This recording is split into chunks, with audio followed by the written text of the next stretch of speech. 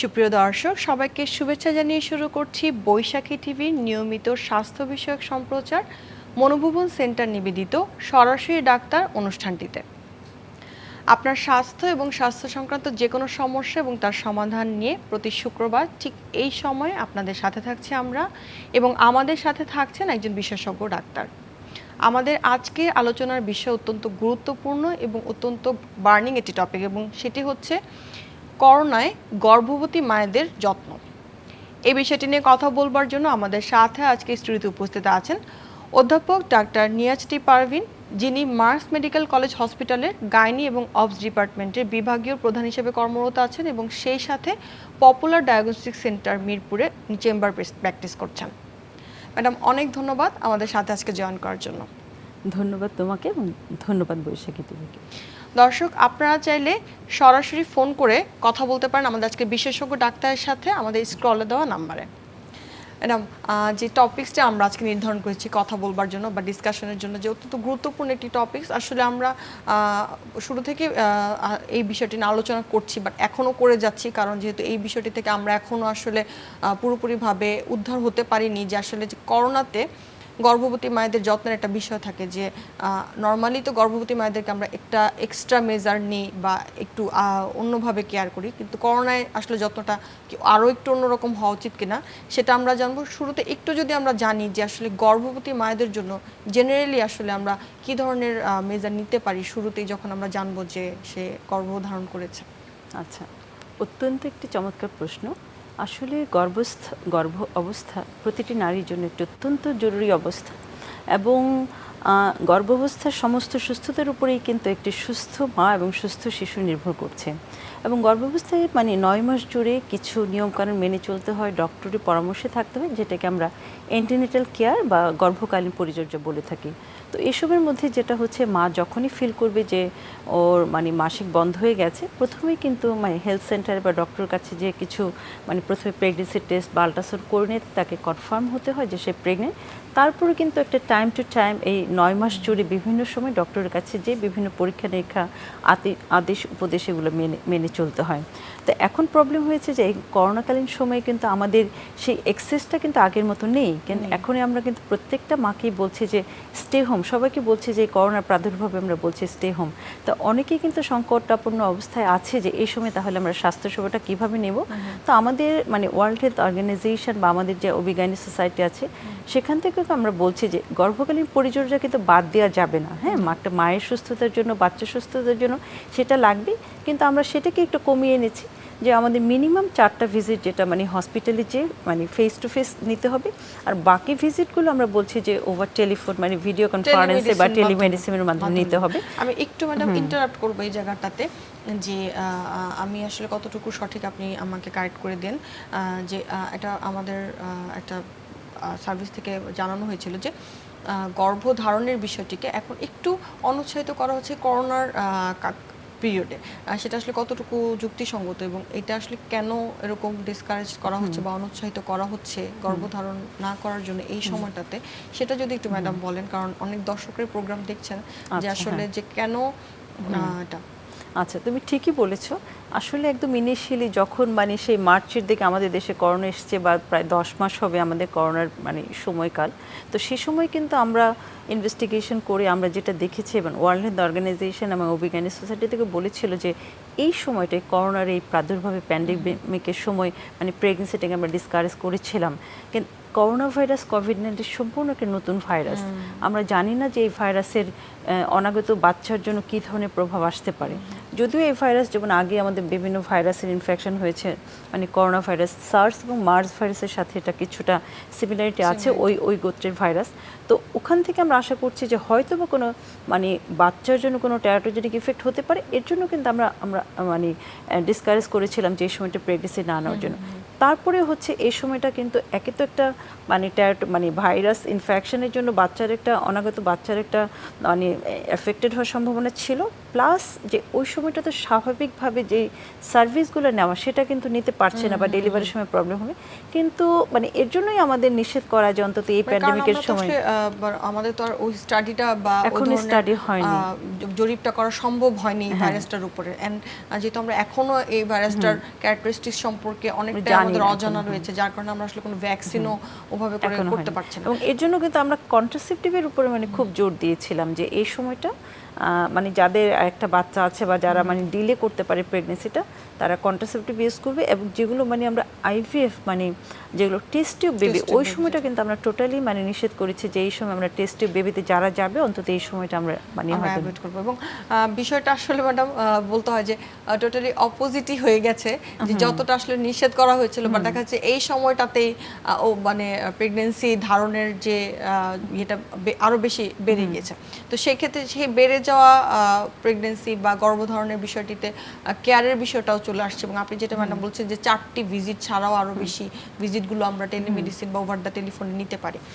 এখন সেক্ষেত্রে হচ্ছে যেসব মায়েদের কমপ্লিকেটেড প্রেগন্যান্সি বা জটিল কোনো সমস্যা আছে বা আগে একটা প্রেগন্যান্সি ছিল সেখানেও জটিলতা ছিল, তাদের ক্ষেত্রে আসলে আমরা কি ধরনের সাজেশন দিচ্ছি বা তাদের ক্ষেত্রে আমরা আসলে ভিজিটটা কিভাবে নির্ধারণ করছি? আচ্ছা, হ্যাঁ, জটিল প্রেগনেন্সি বলতে যেটা আমরা হাই রিস্ক প্রেগনেন্সি বলে থাকি, যেমন এই ক্যাটাগরিতে আছে একটি মায়ের যদি ধরো ডায়াবেটিস থাকে, হাইপারটেনশন থাকে, বা আগে কোনো হয়তো বেবি তার হয়তো মিসহ্যাপ হয়েছে বা অনেকগুলো অ্যাবর্শন হয়েছে, হ্যাঁ, বা অনেক একটা দীর্ঘ সময় তার ইনফার্টিলিটি ছিল, তো অনেকগুলো ক্যাটাগরি আছে high risk pregnancy. High risk pregnancy মা যারা আছে তাদেরকে কিন্তু আমরা অবশ্যই বলবো ওনারা কোনো না কোনো ডক্টরের কাছে, হসপিটালের কাছে টাচে থাকবেন। হ্যাঁ, ওনাদের কিন্তু করোনার কালেও হলেও ওনাদের কিন্তু যেই সময় ডক্টর যেভাবে আসতে বলবেন হসপিটালে তখন কিন্তু আসতে হবে। এবং আমরা কিন্তু সবসময় বলছি যে কোনো সময় নর্মাল ভিজিটে হোক বা মানে যে কোনো ইমার্জেন্সিতে হোক, ওনাকে কিন্তু এই স্বাস্থ্যবিধিগুলো মেনেই কিন্তু হসপিটালে আসতে হবে। জেনারেল যে স্বাস্থ্যবিধিগুলো আছে উনি হসপিটালে এসে বা কোনো ইনভেস্টিগেশন করাতে এসে বা কোনো মানে আল্ট্রাসাউন্ড করাতে এসে যাতে কোনো মানে ইনফেক্টেড না হন, বা উনি যদি পজিটিভ থাকে তাহলে যাতে অন্য কাউকে যাতে ইনফেক্টেড না করেন। কাজে এভাবেই উনি স্বাস্থ্যবিধি মেনে এবং বাসায় স্বাস্থ্যবিধি মেনে এভাবে চলবেন। কিন্তু কিন্তু যেটা অ্যান্টিনাটাল চেক আপে যেভাবে আসতে হবে, যে উপদেশগুলো নিতে হবে, যে মেজারগুলো নিতে হবে, ওগুলো কিন্তু ওনাকে টোটালি মেনে চলতে হবে। এবং এই প্রশ্ন অনেকের থাকে যে কারো দেখা গিয়েছে যে একজন গর্ভবতী মা আছেন ওই বাসায় এবং ওই বাসাতে অন্য বয়স্ক বা অন্য যে কোনো একজন সদস্যের হয়তো বা কোভিড-19 পজিটিভ এসেছে, যে করোনা আক্রান্ত হয়েছেন, সেক্ষেত্রে ওই মায়ের আসলে তখন কিভাবে চলাফেরা করতে হবে বা তখন তাকে কিভাবে আসলে কোয়ারেন্টাইনে থাকতে হবে, এই বিষয়টি যদি একটু বলেন। আচ্ছা, এটা কিন্তু খুবই একটা ইম্পর্টেন্ট প্রশ্ন। আসলে আমাদের তো মা যদি এফেক্টেড হয় তাকে কিন্তু আমরা বলছি যে করোনা ভাইরাসের কিন্তু বিভিন্ন সিমটম আছে, যেমন মাইল্ড, মডারেট, সিভিয়ার বা ক্রিটিক্যাল। আমরা বলছি যে 80% ক্ষেত্রে কিন্তু সিমটমগুলো মাইল্ড বা মডারেট হয়ে থাকে। ওনারা কিন্তু সেক্ষেত্রে বাসায় কিন্তু একটা রুমে আইসোলেটেড থেকে এখানে কিন্তু চিকিৎসা নিতে পারে। এবং ওনাকে আমরা বাইরেও আসতে বলছি না, যে ওনার কোনো কনসালটেন্ট ডক্টরের সাথে যে সিমটোমেটিক ট্রিটমেন্টগুলো আমরা সাধারণত দিয়ে থাকি। সাধারণত আমরা করোনাতে জানি যে জ্বর হয়ে থাকে, গলা ব্যথা হয়ে থাকে, কাশি হয়ে থাকে, এই ধরনের সিমটমগুলোই মানে মেইনলি হয়ে থাকে। অনেকে হয়তো যা আমরা জেনে গেছি অলরেডি যে হয়তো কোনো গন্ধ পাচ্ছে না, স্বাদ পাচ্ছে না, অরুচি, দুর্বলতা, এগুলো। তো এই সিমটমগুলো কিন্তু আমরা বাসায় মানে সিমটোমেটিক ট্রিটমেন্ট দিয়ে থাকি। এবং মেইন কথা হচ্ছে অনেকটা যে কোনো একটা রুমে আইসোলেটেড থাকবেন এবং ওখানে ওনার খাবার দাবার, তারপরে হচ্ছে ইভেন টয়লেট, সবকিছু মানে অন্যরা বাসারই করতে হবে। এবং উনি কেউ যদি ওনার রুমে ঢুকে তাহলে কিন্তু মাস্কটা কিন্তু খুবই জরুরি। কারণ এই ভাইরাসটা কিন্তু আমাদের ড্রপলেট ইনফেকশনের মাধ্যমে কথা বলার সময়, হাঁচি কাশির সময় ছড়াতে পারে। কাজে সর্বক্ষণ কিন্তু আমরা মাস্ক পরে থাকতে হবে। ম্যাডাম, আমরা আবার আলোচনায় ফিরে আসবো, তার আগে একটি ফোন আছে, আমরা ফোনটি নিচ্ছি এবং উত্তরটি আমরা একটি ব্রেকের পরে নিব। হ্যাঁ, যে হ্যালো দর্শক, আপনার নাম বলে প্রশ্নটি করুন। হ্যালো, আসসালামু আলাইকুম। ওয়ালাইকুম আসসালাম। আমি সেলিম খাতুন। আমার বয়স 28 বছর। আমার বাচ্চা হয়েছিল আমি বয়স ফিভার হয়েছিলাম। ফিভার হওয়ার পরে এখন আমার সমস্যা হচ্ছে হচ্ছে শুইলে এক পাশে ব্যথা করে, পিছনে কোমরে ব্যথা করে, এই পাশ থেকে ওই পাশ হইতে পারি না। মাঝে মধ্যে মানে ফিভারের জায়গায় কিছুটা ব্যথা করে, কারণ সেক্ষেত্রে আমার প্রবলেম আছে। আর আমি আর একটা বাচ্চা নিতে চাচ্ছি, এখন সেক্ষেত্রে আমার কোনো চিকিৎসা আছে কিনা সেটা আমি জানা হয়নি আর কি। আচ্ছা, উনি যেটা বলছেন ওনার সিজার হয়েছে আগে এখন একবার একটা বাচ্চা ছিল এবং সেটার পর থেকে মানে পরবর্তীতে দেখা যাচ্ছে তার একপাশে ব্যথা ব্যথা করে। হচ্ছে। তো উনি মেনশন করেনি যে কতদিন আগে সিজার হয়েছে। তো মানে এই 24 মাস 24 মাস 24 হয়েছে। ago, আচ্ছা, হ্যাঁ। 2 বছর আগে সিজার হলে কিন্তু এখন সেটা ব্যথা হওয়ার কথা না। সাধারণত দেখা যায় যে সিজার একটা মেজর অপারেশন, এই অপারেশনের জন্য হয়তো প্রথম 2-3 মাস হয়তো একটু ব্যথা হতেই পারে বা ব্যথা ফিল হতে পারে, কিন্তু 2 বছর সাধারণত ব্যথা হওয়ার কথা না। এবং কোথায় ব্যথা হচ্ছে, ওনাকে পেটে ব্যথা হচ্ছে, অনেকে ফিল করে যে যে জায়গায় ইনজেকশন দেওয়া হয়েছে, অ্যানেস্থেশিয়া যেখানে স্পাইরাল দেওয়া হয়, অনেকেই কিন্তু বলে যে আমার ব্যাক পেন হচ্ছে। তো আমার মনে হয় যে উনি কিছু সিমটোম্যাটিক ট্রিটমেন্ট নিতে পারে। ব্যথার জন্য সাধারণত আমরা অ্যান্টিস্পাজমেটিক জাতীয় ওষুধ দিয়ে থাকি বা প্যারাসিটামল দিয়ে থাকি। বেশি ব্যথা হলে আরেকটু মানে একটু অ্যানালজেসিক, স্ট্রঙ্গার অ্যানালজেসিক ওটা নিবে অথবা ডক্টরের সাথে কোনো Okay, কনসাল্ট করে ঠিক নেবে। আছে। করোনাতে আসলে গর্ভবতী মায়েদের কি করণীয়? আমাদের একটা খুব ইম্পর্টেন্ট একটা প্রশ্ন থাকে যে আমরা এতক্ষণ কথা বলছিলাম যে গর্ভবতী মায়েদের পরিবারে যদি অন্য সদস্যদের করোনা হয় সেক্ষেত্রে আমরা কি করব? এখন আমার প্রশ্নটা আসছে যে গর্ভবতী মা যদি করোনা আক্রান্ত হন সেক্ষেত্রে সে অনেক ধরনের মেডিকেশনগুলো নিতে ভয় পান বা তার মেডিকেশনগুলো কি হওয়া উচিত সে জানতে চান, এক্সট্রা কোনো মেজার নিতে হবে কিনা সেই বিষয়টাতে যদি একটু আমাদেরকে বলেন। আচ্ছা, না এটা আমি প্রথমেই বলেছি যে 80% ক্ষেত্রে মাইল্ড মডারেট সিমটম বাসায় থাকবে, স্বাস্থ্যবিধিগুলো মেনে চলবে। আর অ্যাকচুয়ালি কিন্তু করোনার কিন্তু এখনও ডেফিনেটিভ কোনো ট্রিটমেন্ট কিন্তু এখনও মানে আসেনি। তো এটা হচ্ছে ম্যাক্সিমাম সিমটোম্যাটিক ট্রিটমেন্ট।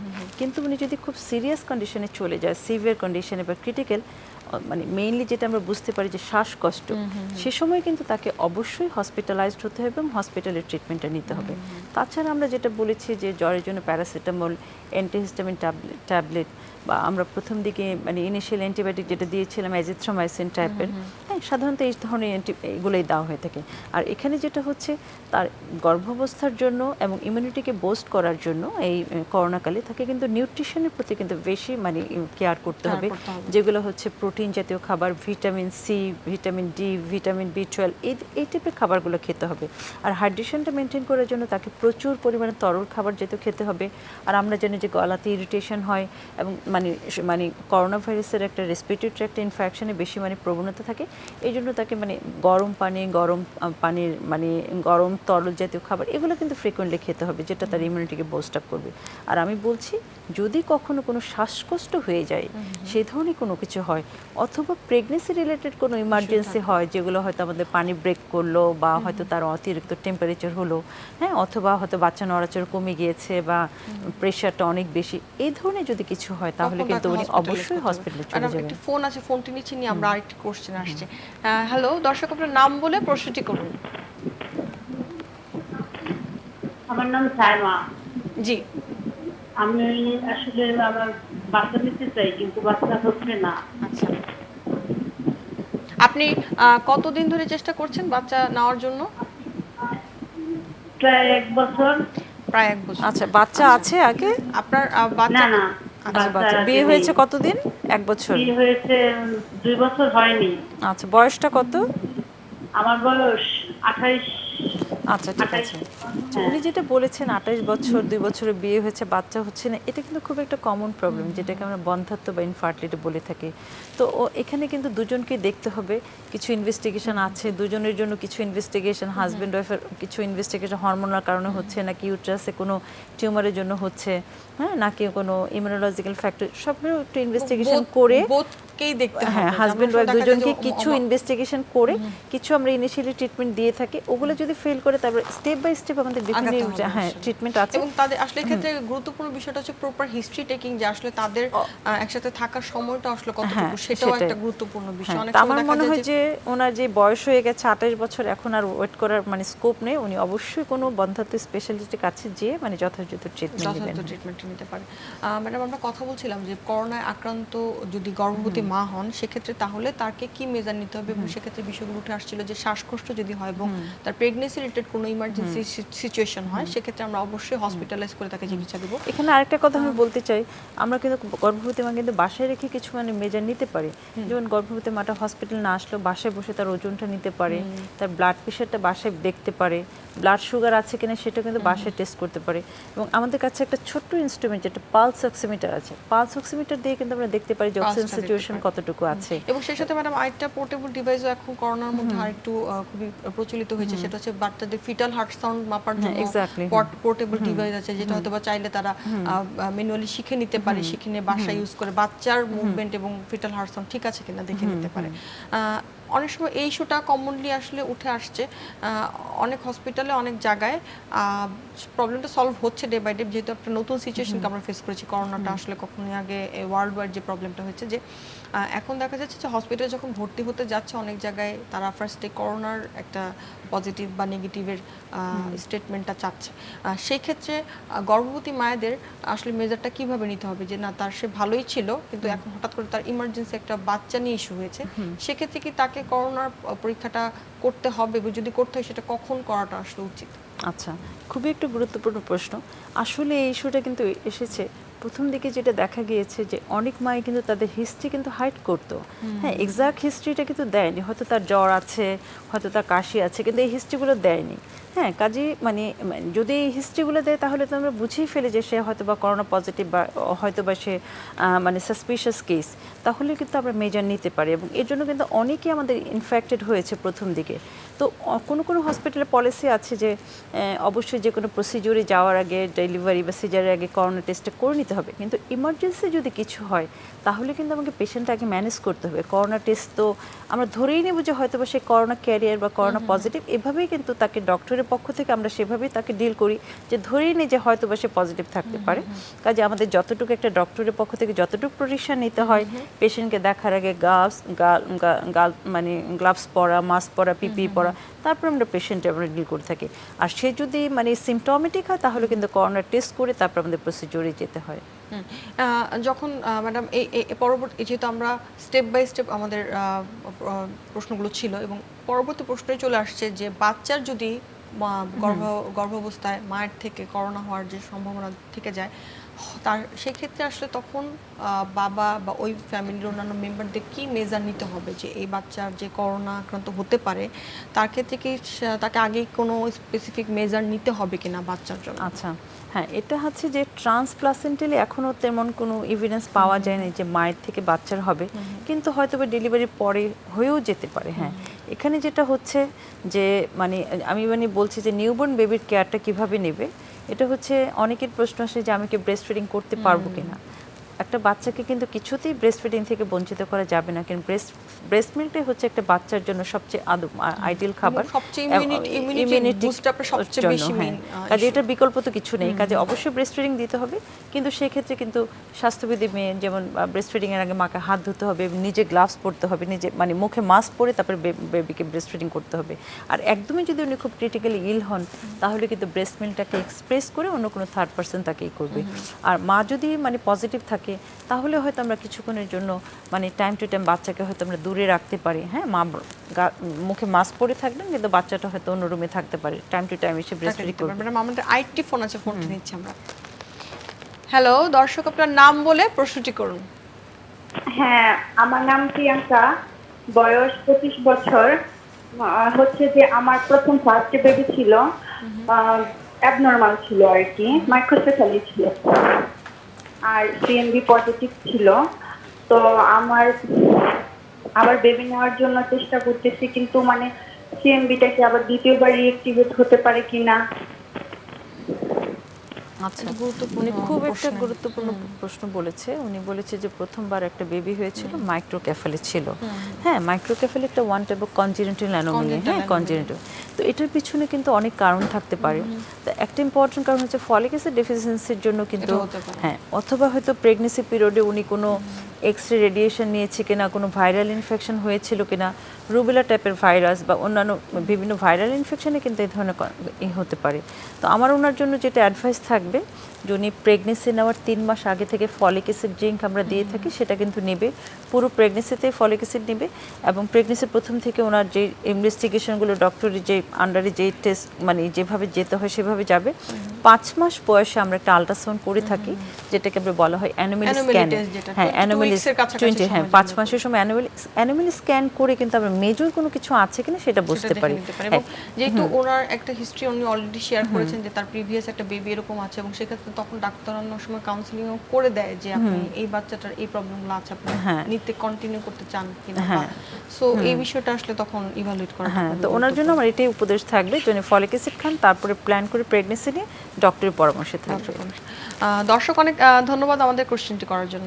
ম্যাডাম, যে টপিকস আমরা ছিলাম যে বাচ্চাদের ক্ষেত্রে যদি বাচ্চা না হয়ে বাচ্চা হওয়ার পরে মায়ের থাকে করোনা, সেক্ষেত্রে মা মাস্ক ইউজ করবে এবং মাস্ক ইউজ করে বাচ্চাকে টাইম টু টাইম একটু ডিস্টেন্সে রেখে দেন তাকে ব্রেস্টফিড করাতে পারে।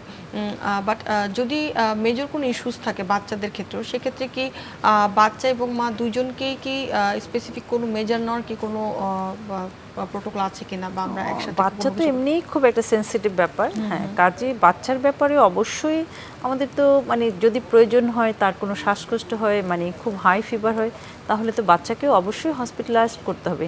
এমনিতে বাচ্চাদের যদি কোনো লো বার্থ ওয়েট থাকে, তার কোনো রেসপিরেটরি প্রবলেম থাকে, তাহলে তো আমাদের এনআইসিউর যে সাপোর্ট সেগুলো নিতে হয় নর্মাল বাচ্চার জন্য। কাজে আমি মনে করি কোভিড পজিটিভ যদি হয় তাহলেও কিন্তু অবশ্যই তাকে নিতে হবে।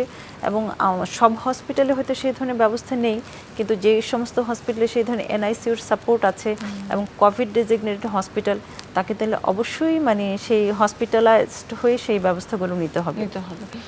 সেক্ষেত্রে স্পেসিফিক্যালি ম্যাডাম, যেহেতু আমরা শেষ পর্যায়ে আছি, বাট তারপর আমরা একটা কথা বলবো যে লাইফস্টাইল মডিফিকেশন কি এই ক্ষেত্রে কি কোনো ভূমিকা পালন করবে কিনা, করোনায় গর্ভবতী মায়েদের ক্ষেত্রে লাইফস্টাইল মডিফিকেশন কি কোনো গুরুত্বপূর্ণ ভূমিকা আছে কিনা? আসলে এই কথাটা আমি সব ইন্ডিয়ানের সবার জন্য বলতে চাই। প্রায় 10 মাস হয়ে গেল এই মানে বৈশ্বিক মহামারী করোনাতে আমরা আছি। তো আমরা তো জানি না যে কবে এই করোনা থেকে আমরা মুক্তি পাবো, এখন আমরা জানি না। ভ্যাকসিন না আবিষ্কার হওয়া পর্যন্ত কিন্তু করোনা আমরা কবে চলে যাব। কাজে আমাদের কিন্তু এই নিউ নর্মাল লাইফের সাথে কিন্তু অ্যাডজাস্ট করতে হবে। সব অবস্থাতেই কিন্তু আমাদের করোনার সাথেই আমাদের চলতে হবে, as a human being, as a doctor, as a patient. হ্যাঁ, আমাদের সবসময় স্বাস্থ্যবিধিগুলো মানে আতঙ্কিত হওয়ার কিছু নেই, কিন্তু আমাদেরকে মানে কেয়ারফুল হতে হবে, সচেতন হতে হবে, এবং গর্ভবতী মাকেও সেভাবে করতে হবে। যেমন তাকে রেগুলার মাস্কটা কিন্তু আমাদের 3টা জিনিস ভেরি ইম্পর্টেন্ট। একটা হচ্ছে মাস্ক পরা, তারপর হচ্ছে হ্যান্ড হাইজিন, যেটা কিছুক্ষণ পর পর হাত ওয়াশ করা, আর সোশ্যাল ডিস্টেন্সিং যেটা, হ্যাঁ, কোনো গ্যাদারিংয়ে যাওয়া যাবে না। হ্যাঁ, লাইফস্টাইল মডিফিকেশনের মধ্যে আগে যেমন আমরা যখন তখন যেখানে সেখানে চলে যেতাম, যে কোনো একটা গ্যাদারিংয়ে যেতাম, কিন্তু এখন কিন্তু খুব বেশি গ্যাদারিং করা যাবে না। খুব প্রয়োজন না হলে উনি বাইরে যাবেন না। তারপরে বিয়ে বাড়ি বা অন্য ধরনের প্রোগ্রাম, এগুলো তো আমরা এখন অ্যাভয়েডই করছি।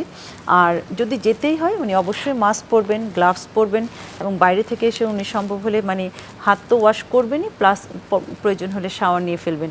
ওনার হাজব্যান্ড যারা নাকি কাজের জন্য বাইরে যাচ্ছে, ওনাদেরও কিন্তু বাসায় ঢুকে, হ্যাঁ, উনিও কিন্তু ভাইরাস ক্যারি করে নিয়ে আসতে পারে। তাই উনি যেহেতু গর্ভবতী মা বাসায় আছেন, তার হাজব্যান্ডও বা মানে ভাই বা অন্য যারা যাচ্ছে, তারাও কিন্তু বাসায় এসে প্রথমে হাত ওয়াশ করে কাপড় চোপড় ছেড়ে তারপরে নিজে পুরোপুরি পরিষ্কার হয়ে তারপরে গর্ভবতী মায়ের কাছে আসবেন।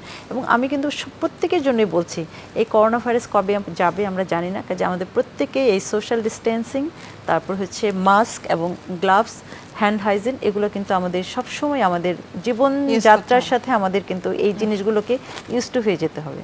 ম্যাডাম, অনেক ধন্যবাদ আমাদের সাথে আজকে স্টুডিওতে এসে জয়েন করার জন্য এবং আপনার মূল্যবান বক্তব্য আমাদের সাথে শেয়ার করার জন্য। ধন্যবাদ তোমাকে, এবং ধন্যবাদ আমার সমস্ত দর্শককে এবং বৈশাখী টিভিকে। সুপ্রিয় দর্শক, মনোভবন সেন্টার নিবেদিত সরাসরি ডাক্তার অনুষ্ঠানটিতে আমাদের আজকের আলোচনার বিষয় ছিল করোনায় গর্ভবতী মায়েদের যত্ন, এবং এই বিষয়টি নিয়ে কথা বলবার জন্য আমাদের সাথে ছিলেন অধ্যাপক ডক্টর নিয়াজটি পারভিন, যিনি মার্কস মেডিকেল কলেজ হসপিটালের বিভাগীয় প্রধান হিসেবে অবস্টেট্রিক্স অ্যান্ড গাইনোকোলজি ডিপার্টমেন্টে কর্মরত আছেন। আশা করি দর্শক আপনারা তার কাছ থেকে যা শুনতে পেরেছেন তাতে অনেক উপকৃত হয়েছেন। আবারও দেখা হবে আগামী পর্বে, ততদিন পর্যন্ত অপেক্ষায় থাকুন, সুস্থ থাকুন এবং অবশ্যই ভালো থাকুন।